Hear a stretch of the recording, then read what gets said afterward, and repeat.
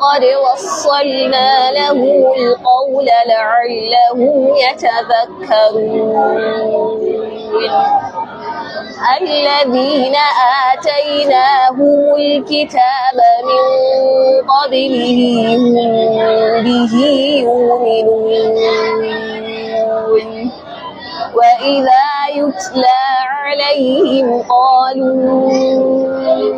آمنا به إنه الحق من ربنا إنا كنا من قبله مسلمين أولئك يؤتون أجرهم مرتين بما صبروا ويدرؤون بالحسنة السيئة ومما رزقناهم ينفقون وإذا سمعوا اللغو أعرضوا عنه وقالوا لنا أعمالنا ولكم أعمالكم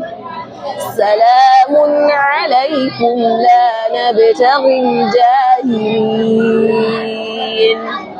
إنك لا تهدي من أحببت ولكن الله يهدي من يشاء وهو أعلم بالمهتدين وما كان